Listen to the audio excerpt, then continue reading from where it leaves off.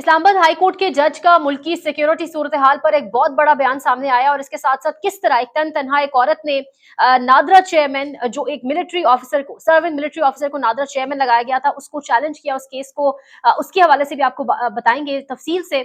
और इसके साथ साथ एक आर्टिस्ट किस तरीके से नवाज शरीफ जिंदाबाद कहने के बाद उनका घर गाड़ी सब कुछ उनके हाथ से चला गया है। अस्सलाम वालेकुम, आप देख रहे हैं सियासत.pk।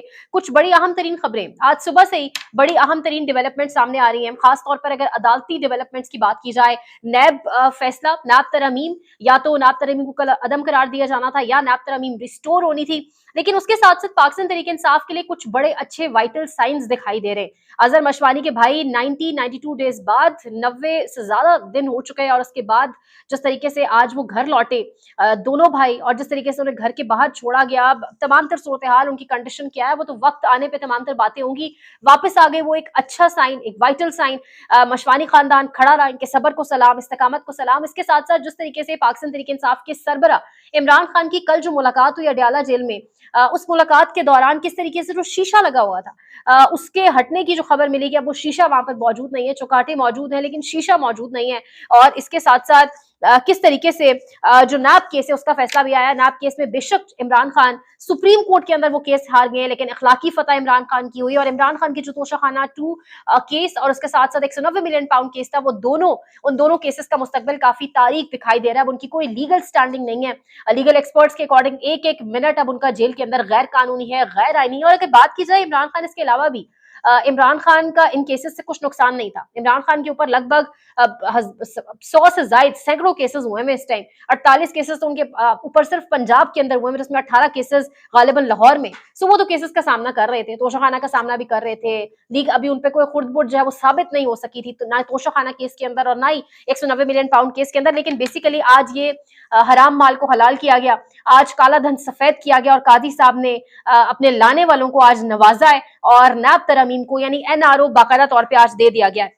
लेकिन इस्लामाबाद हाई कोर्ट के जज और उसके साथ साथ लाहौर हाई कोर्ट के जजेस बाकायदा आपको खड़े होते दिखाई दे रहे हैं। इस्लामाबाद हाई कोर्ट से आज बड़ी हैपनिंग हुई है।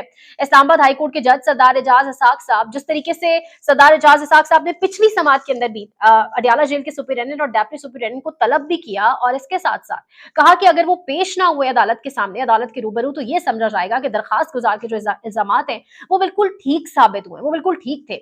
और इसके साथ साथ जो पेश होने का भी कहा गया। और इसके साथ साथ सरदार एजाज इसाक साहब ने पिछली समाअत में कहा कि ये आप किस तरीके से वकला की प्रेजेंस के बगैर, फैसल चौधरी और जो वकला थे नईम हैदर पंजोता, उनकी प्रेजेंस के बगैर आप किस तरीके से पूरे की पूरा समाअत कर देते हैं, केस चला रहे हैं, हम इसको इलीगल करार दे सकते हैं। और इसके बाद आज सरदार एजाज इसाक साहब ने जो इशू उठाया गया था पाकिस्तान तहरीक इंसाफ की लीगल टीम की जानिब से कि हमें अंदर नहीं जाने दिया जाता, हमारी गाड़ियों की चेकिंग की जाती है बारहा। सो सरदार एजाज इसाक साहब ने आज जो समाअत की उसमें उन्होंने वकला को अडयाला जेल जाने की सिर्फ इजाजत नहीं दी, बल्कि हर वकला, हर वकील को अपने साथ 3-3 एसोसिएट्स ले जाने की इजाजत भी दी। प्रोसिक्यूटर जनरल इस्लामाबाद ने ये ऑर्डर ना लिखवाने की इस्तदा की।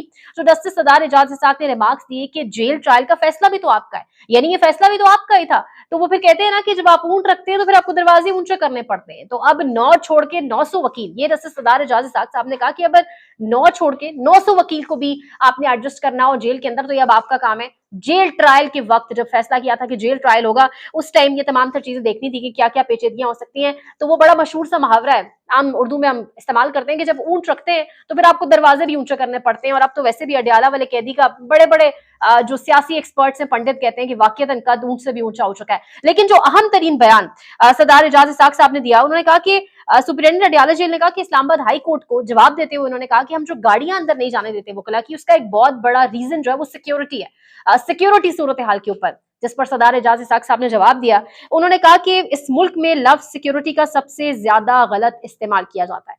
तो इस एक जुमले के अंदर बहुत कुछ था।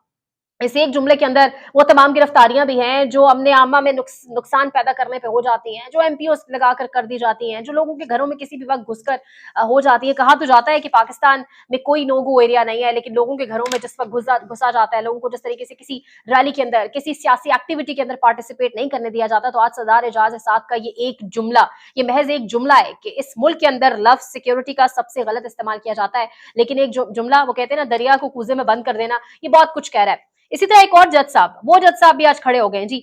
लेफ्टिनेंट जनरल मुनीर अफसर साहब, इनकी तैनाती नादरा चेयरमैन के तौर पे हुई।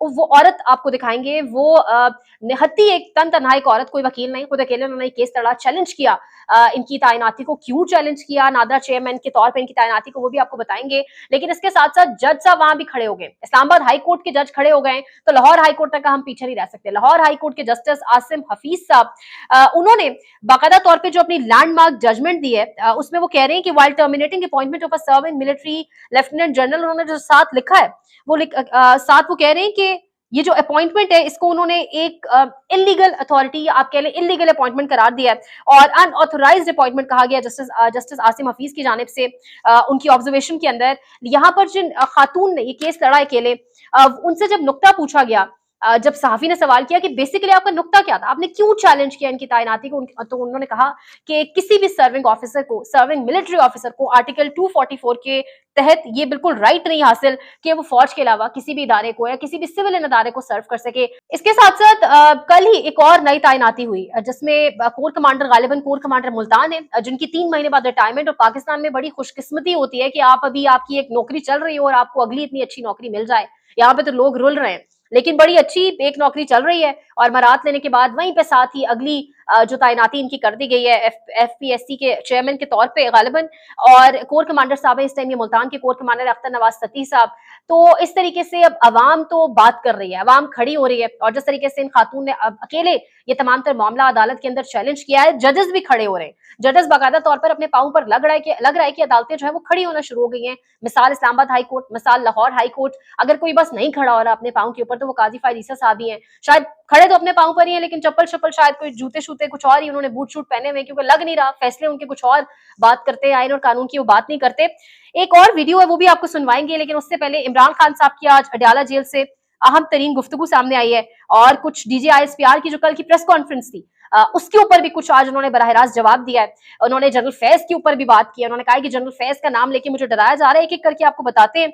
लेकिन जो अहम तरीन गुफ्तगू आज खान साहब की सामने आई है वो कह रहे हैं कि जनरल आसिम मुनीर और नवाज शरीफ के दरमियान लंदन एक तहरीरी माहिदा है, ये गैर सियासी है। कल कहा गया डीजीआईएसपीआर साहब की जानिब से कि हम एक गैर सियासी इदारा है, हम कौमी इदारा है, किसी पार्टी की तरफदारी या किसी पार्टी के खिलाफ नहीं है। बहुत जबरदस्त बयान था, बड़ा अच्छा स्टेटमेंट था, लेकिन इमरान खान ने इसके ऊपर रिस्पॉन्ड किया, कह रहे हैं कि गैर सियासी है तो मेजर कर्नल और आईएसआई का जेल में क्या काम। दरखास्त करता हूं मुल्क के लिए और खुदा के वास्ते गैर सियासी हो जाओ, कहने से कोई गैर सियासी नहीं होगा, अमाल से होगा, इमरान खान का डीजीआईएसपीआर को जवाब। इसके साथ साथ उन्होंने कहा कि जो लोग बातें कर रहे हैं वो तहरीक इंसाफ के टिकट पर जीते हैं, कोई भी पैसा लगाकर नहीं जीता, जो साजिश कर रहे हैं इनको कहता हूं कि फिर ना कहना कि टिकट क्यों नहीं दिया। अलीमीन गंडापुर के हवाले से भी उन्होंने बात की, उन्होंने कहा कि गंडापुर के खिलाफ एक बाकायदा तौर पर साजिश की जा रही है, मैंने उसको वजीर आला मुंतखब किया है और मैं उसके साथ खड़ा हूं। उन्होंने कहा कि अब अगर ये गैर सियासी हो चुके हैं, डीजीआईएसपीआर को जवाब देते हुए कंटिन्यूटी के साथ उन्होंने कहा कि अगर अब ये गैर सियासी हो चुके हैं तो ये मुल्क के लिए अच्छी बात है, लेकिन अगर ये कह रहे हैं कि ये पहले से गैर सियासी हैं तो इससे बड़ी गलत बयानी कोई नहीं होगी।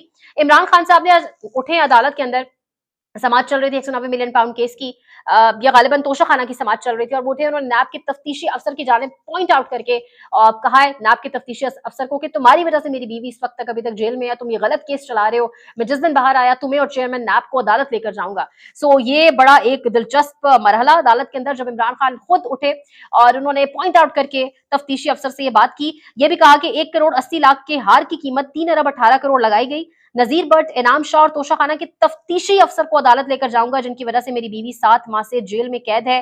नैब तरमीम से अरबों की चोरी करने वालों का फायदा है। अडयाला जेल में 7000 कैदी हैं, इस कानून से उनमें से किसी का कोई फायदा नहीं होगा, इस कानून से चोरी के रास्ते खोल दिए गए। इमरान खान ने जनरल बाजवा के ट्रायल का, कल हम सब जानते हैं कि डीजीआईएसपीआर की प्रेस कॉन्फ्रेंस में जनरल बाजवा को क्लीन चिट दी गई। खान साहब ने आज जनरल बाजवा के ट्रायल का मुतालबा किया और कहा है कि मुझे जनरल फैज से बार बार डराया जा रहा है। जनरल फैज जनरल बाजवा की इजाजत से मिलने आता था और जनरल बाजवा को रिपोर्ट करता था। कल डीजीआईएसपीआर ने कहा कि जनरल फैज का बॉस तो वजीर आजम था, तो आपने वजीर आजम का नाम नहीं लिया, लेकिन खान साहब आज कह रहे हैं कि वो जनरल फैज जाके जनरल बाजवा को रिपोर्ट करता था। जनरल बाजवा की बगैर फैज हमीद का ट्रायल बदनीयती है। आईएसपीआर का बयान आया है कि वो गैर जानिबदार और गैर सियासी हैं, और दोबारा इमरान खान ने वही रिपीट किया कि अगर ये गैर सियासी हो चुके हैं, सहाफी ने पूछा तो उन्होंने कहा कि गैर सियासी हो चुके हैं तो बड़ी अच्छी बात है, लेकिन अगर ये पहले की बात कर रहे हैं तो ये बड़ी गलत बयानी है। मैं और मेरी बीवी जनरल आसिम मुनीर, उन्होंने मौजूदा आर्मी चीफ का जिक्र किया, कहा कि मैं और मेरी बीवी मौजूदा आर्मी चीफ का नाम लेते हुए की वजह से जेल में है। जनरल आसिम मुनीर ने नवाज शरीफ के साथ तहरीरी लंदन मायदा किया। आसिम मुनीर को आर्मी चीफ बनने से कबल आरिफ फरवी और अली जैदी के जरिए पैगाम भी भेजा था कि मुझे लंदन एग्रीमेंट का पता है।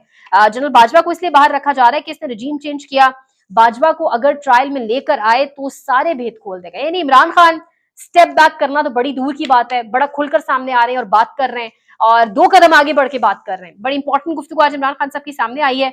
अब देखते हैं हालात आगे किस तरफ जाते हैं। जलसा एक रोज बाद जलसा भी है, क्या सिचुएशन बनती है। एक वीडियो है इस टाइम ट्विटर के ऊपर भी वायरल है, ये वीडियो आप सब मुलाहिजा करें। ये एक आर्टिस्ट है ताहिर अंजुम साहब, और आपने मुख्तलिफ प्रोग्राम्स के अंदर मुख्तलिफ वीडियोस में इन्हें देखा होगा परफॉर्मेंस देते हुए। ताहिर अंजुम साहब कह रहे हैं कि मुझे बेशक नवाजा तो गया, मुझे गाड़ी दी गई, मुझे घर दिया गया, बेशक मुझे नवाजा गया, नवाजने की बड़ी कोशिशें भी की गई, लेकिन वो कह रहे हैं कि जब से मैंने नवाज शरीफ जिंदाबाद का नारा लगाया है, एक नारा मैंने क्या लगा दिया है कि उसके बाद से मेरा घर बिक गया, मेरी गाड़ी बिक गई, मैं ठीक ठाक माशी एक दबाव का शिकार हो चुका हूँ और मेरे फाइनेंशियल हालात बड़े क्राइसिस में चल रहे हैं। चौधरी हनीफ कुकर ने मुझे घर दिया, गाड़ी दी, इज्जत दी, शोहरत दी, सब कुछ दिया, लेकिन नवाज शरीफ जिंदाबाद के बाद मेरा घर बिक गया, मेरी गाड़ी बिक गई, मेरी जो माशरे में थोड़ा आपको पता, बैरून मुल्क में शो नहीं कर पाता, कुछ टीवी शोज, आपको पता है कि मैं कुछ निजी चैनल्स पे टीवी शोज करता था, वो ये मुझे सियासी पार्टी के साथ जो रिलेशन है उसकी वजह से वो शोज छोड़ने पड़े। सो ये कंपैरिजन बड़ा आसान है मेरे ख्याल से देखने वालों के लिए, जो पीछे बैठे फैसले कर रहे हैं उनके लिए बड़ा आसान है। एक जाने मलकू है, एक जाने वो लोग हैं जिनको कोई नहीं जानता, खान का नाम लेते हैं, नाम के ऊपर वोटें भी ले लेते हैं, नाम के ऊपर पैसे बनाते हैं, डॉलर्स बनाते हैं, क्या कुछ नहीं हो रहा पाकिस्तान में। दूसरी जानिब नवाजा भी जाता है नवाज शरीफ की जानिब से और शरीफ खानदान की जानिब से, जरदारियों की जानिब से, लेकिन होता एट दी एंड क्या है वो आप इनकी जुबानी सुनिए। देखते रहिए siyaasat.tk। पाकिस्तान में इस वक्त सबसे बड़ा मसला बोलने का है। पाकिस्तान में बोलने नहीं दिया जाता, जुबानें खींच ली जाती हैं, डर है, खौफ है, टेरर है। पाकिस्तान का मीडिया मुकम्मल तौर पर कंट्रोल्ड है, वेल मैनेज्ड है, एक मैसिव सेंसरशिप है। इसी तरह का दबाव पाकिस्तान में siyaasat.pk भी फेस कर रहा है, जिसे पाकिस्तान भर में गुज़श्ता कई महीनों से मावरा आइन, मावरा कवानीन मुकम्मल तौर पर बंद कर दिया गया है, मुकम्मल तौर पर बैन कर दिया गया है। siyaasat.pk की नशरियात को लिमिटेड करके पाकिस्तान में छोड़ दिया गया है। तमाम तर कानूनी मवाज के ऊपर आवाज उठाई गई, दस्तक दी गई, लेकिन हर तरफ से खामोशी है, सन्नाटा है, कहीं पर कोई सुनवाई नहीं है, कोई सुनने को तैयार नहीं है। लेकिन इसका हल क्या है? क्या खामोश हो जाए? क्या सवाल ना करें? क्या मालूमात आप तक ना पहुंचाएं? क्या इंफॉर्मेशन आप तक ना पहुंचाएं? मालूमात भी पहुंचेगी, इंफॉर्मेशन भी पहुंचेगी, सवालात भी उठेंगे, लेकिन अब आपने रोल प्ले करना है, आपने अपना किरदार अदा करना है। और छोटा सा एक प्रोसीजर है, प्रोसेस है, उसके बाद आप अपना किरदार अदा करें और हमारी मदद करें। पहले आपने यह करना है कि हमारे यूट्यूब चैनल को सब्सक्राइब करना है, उसके बाद ज्वाइन के बटन के ऊपर जाना है, क्लिक करके हमारा मेंबर बनना है। या फिर दूसरा ऑप्शन यह है कि आपने वीडियो की डिस्क्रिप्शन में जाना है, वहां पर पैट्रियन का लिंक मौजूद होगा, उस लिंक के ऊपर क्लिक करें और हमें सपोर्ट करें, हमारा हिस्सा बने, हमारी ताकत बने। ख्याल रखिएगा। अल्लाह हाफिज।